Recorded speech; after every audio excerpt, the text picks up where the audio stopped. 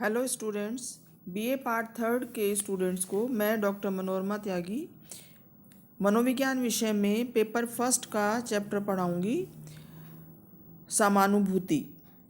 कल इससे पहले वीडियो में मैंने आपको प्रो सोशल बिहेवियर के बारे में बताया था, या जिसे हम समाज उपयोगी व्यवहार कहते हैं। प्रो सोशल बिहेवियर वो व्यवहार जो समाज का भला करने के लिए या दूसरों की सहायता करने के लिए किया जाता है, वो सब व्यवहार जो हैं वो प्रो सोशल बिहेवियर के अंतर्गत आते हैं या समाज उपयोगी व्यवहार के अंतर्गत आते हैं। इस तरह के व्यवहार में प्रसामाजिक व्यवहार भी इसको कह सकते हैं या समाज उपयोगी व्यवहार भी कह सकते हैं। तो प्रसामाजिक व्यवहार या प्रो सोशल बिहेवियर में अनेक प्रकार के व्यवहार आते हैं, और इसके बारे में कल इससे पहले वीडियो में मैंने आपको बताया था कि प्रो सोशल बिहेवियर क्या है। प्रो सोशल बिहेवियर से मतलब है कि स्वयं कुछ ना कुछ हानि उठाकर दूसरों की मदद करना या समाज के लिए कार्य करना, जैसे रक्तदान करना, गरीब लोगों को कपड़े मकान रोज़ी रोटी देना, या जैसे कहीं आप जा रहे हो, रास्ते में एक्सीडेंट कोई हो जाए, उसमें जो घायल व्यक्ति हैं उनकी मदद करना, ये सभी जो हैं प्रसामाजिक व्यवहार के अंतर्गत आते हैं। तो प्रसामाजिक व्यवहार कई प्रकार के हो सकते हैं। जैसे पहला जो व्यवहार है वो है परोपकार या अल्ट्रुइज्म, जिसके बारे में इससे पहले वीडियो में मैंने आपको बताया कि परोपकारी व्यवहार क्या होता है। जो अल्ट्रुइज्म है, परोपकार का जो व्यवहार है, वो प्रसामाजिक व्यवहार में सबसे उच्च श्रेणी का व्यवहार समझा जाता है, जिसमें कि जो मदद करने वाला व्यक्ति है दूसरों की मदद करता है और उसे बदले में थोड़ा बहुत कष्ट या हानि उठानी भी पड़ सकती है। तो इस तरह से जो प्रसामाजिक व्यवहार का पहला जो प्रकार है वो परोपकार का व्यवहार। दूसरा जो है एम्पैथी, समानुभूति, जिसके बारे में आज हम चर्चा करेंगे कि समानुभूति किसे कहते हैं, एम्पैथी किसे कहते हैं। समानुभूति के अर्थ को अगर हम स्पष्ट करें तो ये कहा जा सकता है कि दूसरे व्यक्तियों के प्रति संवेदनशील होना, उनकी भावनाओं, अनुभवों, विचारों को समझना और उनके समान ही अनुभव करना समानुभूति कहलाती है। मतलब अगर कोई व्यक्ति दुखी है और उसके दुख को हम स्वयं अनुभव करें तो उसको हम समानुभूति कहेंगे। और ये जो समानुभूति का जो शील गुण है, ये जो है परोपकारी व्यक्ति में बहुत अधिक मात्रा में होता है। अगर हम इसकी परिभाषा की बात करें समानुभूति की, तो परिभाषा अनेक मनोवैज्ञानिकों ने दी है इसकी। जैसे मरियम वेबस्टर के अनुसार समानुभूति दूसरों की भावनाओं को समझने और साझा करने की योग्यता है। मतलब दूसरे व्यक्तियों की भावनाओं को समझना कि वह व्यक्ति कैसा अनुभव कर रहा है, कैसा उसको लग रहा है, कैसा महसूस कर रहा है, ये समझना और उसको साझा करना या खुद भी वैसा ही महसूस करना, उसके दुख के अनुभवों को बांटना, ये समानुभूति कहलाती है। तो समानुभूति की व्याख्या अनेक प्रकार से हम कर सकते हैं। हम ये कह सकते हैं कि जिन लोगों में समानुभूति की भावना होती है उनमें अनेक प्रकार के गुण देखे जा सकते हैं। जैसे अन्य लोगों की देखभाल करना, उनकी मदद करना, उनकी देखभाल करना, मदद करने की इच्छा करना, उनकी भावनाओं को समझना, उनके दुख दर्द को समझना और उनके दुख दर्द में शामिल होकर उनके दुख दर्द को दूर करने की कोशिश करना। तो जिसमें इस तरह की भावनाएं होती हैं उसको हम कह सकते हैं कि उस व्यक्ति में समानुभूति या एम्पैथी की भावना है। इसके अलावा अगर हम देखें कि समानुभूति के प्रकार कितने होते हैं, तो समानुभूति के कई प्रकार होते हैं। जैसे सबसे पहला है संज्ञानात्मक समानुभूति। जैसे कि इसके नाम से ही पता चल रहा है, संज्ञानात्मक समानुभूति की संज्ञान से मतलब है दूसरों का जो भावनाएं हैं जो उनको समझना।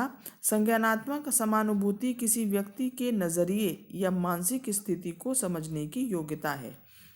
मतलब व्यक्ति का जो आउटलुक क्या है, किसी व्यक्ति का आउटलुक क्या है, उसके मन में कैसी स्थिति है, उसकी मानसिक स्थिति क्या है, उसको समझने की जो योग्यता है वो संज्ञानात्मक समानुभूति कही जाती है। इसके अतिरिक्त दूसरे लोगों को प्रेरित करना, बातचीत में मदद करना, ये भी संज्ञानात्मक समानुभूति की विशेषताएं हैं।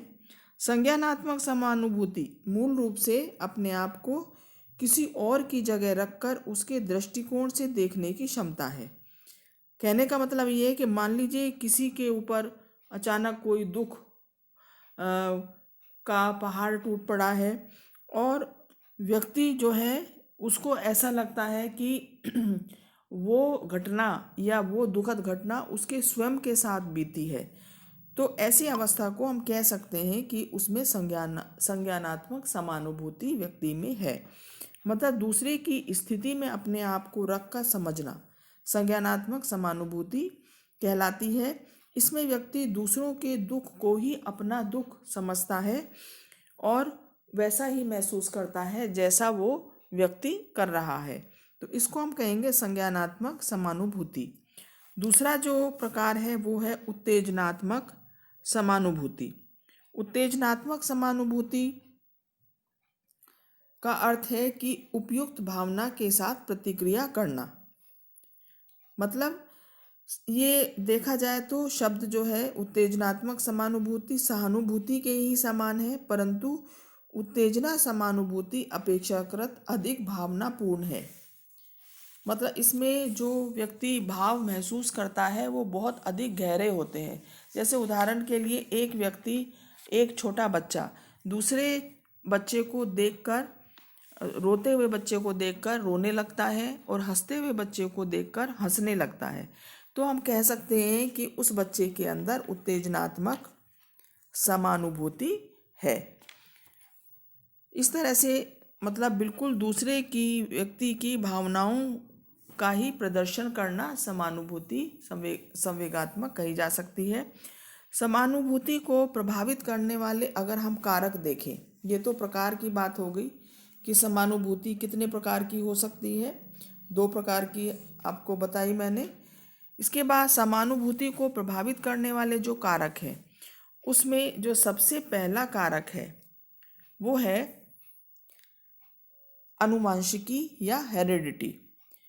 अनुवांशिकी की एक किशोर या बालक में समानुभूति विकसित करने की क्षमता में एक महत्वपूर्ण भूमिका होती है कि ये देखा गया है कि परिवार में जो व्यक्ति अगर समानुभूति वाले हैं तो उस परिवार में पलने वाले जो बच्चे हैं उनमें भी ये गुण आ जाता है। जैसे कैरोलिन का कहना है कि समानुभूति के लिए कोई विशिष्ट जीन्स या व्यक्तिगत लक्षण होते हैं जिसके कारण समानुभूति के पैतृक प्रभाव देखने में आते हैं। पैतृक से मतलब है कि अगर किसी परिवार में समानुभूति का जो गुण है वो माता पिता के अंदर है या उनके पूर्वजों में है तो बच्चे में भी उस गुण के आने की पूरी संभावना रहती है। इस तरह से अनेक प्रकार के समानुभूति के विकास में कुछ कारक योगदान देते हैं, जैसे सहमति, संवेदनशीलता या कठोरता के लक्षण। तो ये जो समानुभूति के गुण हैं ये आनुवंशिकता से काफ़ी हद तक प्रभावित होते हैं। मतलब जीन्स के माध्यम से हम इन गुणों को प्राप्त करते हैं। दूसरा जो प्रभावित करने वाला कारक है समानुभूति के विकास को वो है माता पिता एक मॉडल के रूप में, कि बच्चा परिवार से ही सबसे पहले शिक्षा प्राप्त करता है और परिवार से ही वो सारे नैतिक मानदंड, सब तरह के व्यवहार सकारात्मक हों चाहे वो नकारात्मक हो, सीखता है। और उसके लिए जो प्रथम शिक्षक है वो उसके माता पिता हैं और माता पिता को वो एक मॉडल के रूप में मानता है। बच्चा माता पिता के व्यवहार और दृष्टिकोण को देखकर उनकी नकल करके उनके व्यवहार का अनुसरण करके सीखता है और माता पिता जो है वो मॉडल होते हैं बच्चे के लिए और बच्चों में, किशोरों में समानुभूति का विकास करने के लिए महत्वपूर्ण प्रभाव पड़ता है माता पिता किस तरह से हैं। बच्चों द्वारा दयापूर्ण, शांतिपूर्ण, हमदर्द के रूप में व्यवहार करना, क्रूर अथवा कठोर या आक्रामक व्यवहार करना, ये सब माता पिता के व्यवहार से बालक सीखते हैं।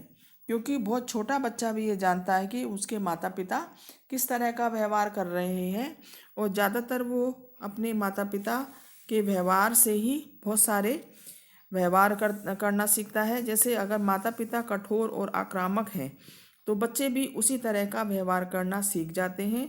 और यदि माता पिता बहुत समझदार, दूसरों की मदद करने वाले, प्रेम स्नेह वाले हैं तो बच्चों में भी उसी प्रकार के गुण जो हैं वो विकसित होने की पूरी संभावना रहती है।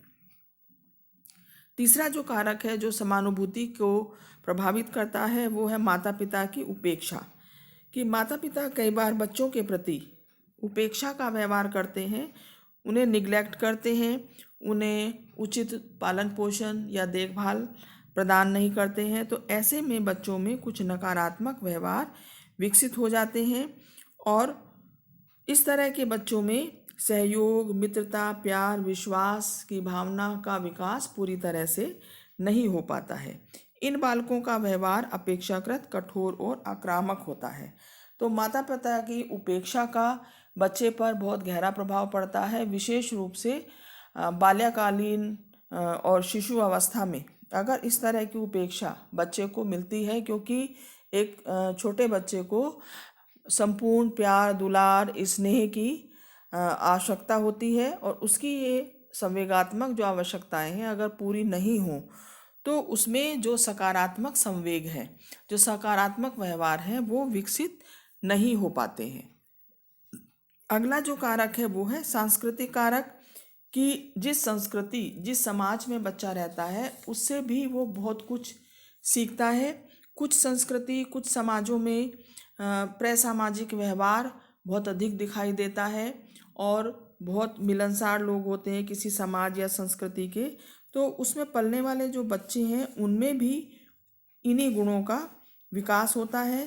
क्योंकि प्रत्येक देश की अपनी एक संस्कृति और नैतिक विरासत होती है और उस संस्कृति का बच्चों के विकास पर प्रभाव पड़ता है। जैसे भारतीय संस्कृति में के लोगों में